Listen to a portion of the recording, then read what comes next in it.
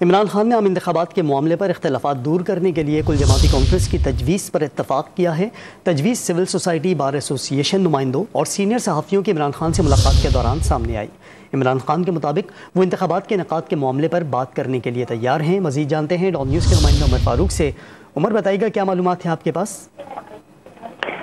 जी, इमरान खान से सीनियर सहाफ़ियों ने, बार के नुमाइंदगान ने और इंसानी हकूक से ताल्लुक़ रखने वाली तंजीमों के नुमाइंदगान ने मुलाकात की है, जिसमें तमाम तर सियासी सूरत हाल और इंसानी हकूक के हवाले से जो इस वक्त PTI को खदशात हैं उसके हवाले से तफसीली तबादला ख्याल किया गया। इमरान खान ने अपना मौक़िफ़ जो है पार्टी का वो सामने रखा, जबकि इन तमाम तर नुमाइंदगान ने इस ख्वाहिश का इजहार किया कि वो जो है मसालेहत का किरदार अदा करना चाहते हैं तहरीक इंसाफ और हुकूमत के दरमियान,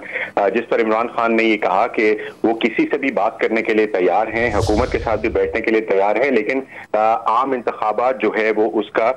एजेंडा होना चाहिए। इस मौके पर सीनियर सहाफ़ी इम्तियाज आलम ने ये भी कहा कि वो कल जो है बिलावल भुट्टो और वजीर आजम से मुलाकात करेंगे और PTI के जो रिजर्वेशन हैं, जो खदशात हैं तमाम तर सियासी सूरत हाल के हवाले से, और जो वो समझती है PTI के उनके साथ ज्यादती की जा रही है, मुख्तलिफ केसेस बनाए जा रहे हैं, इस तमाम सूरत हाल से वजीर आजम को आगाह करेंगे और बिलावल भुट्टो को भी आगाह करेंगे और कोई दरमियानी रास्ता निकालने की कोशिश की जाएगी। इस मुलाकात में यह भी इत्तफाक हुआ कि PTI जो है वो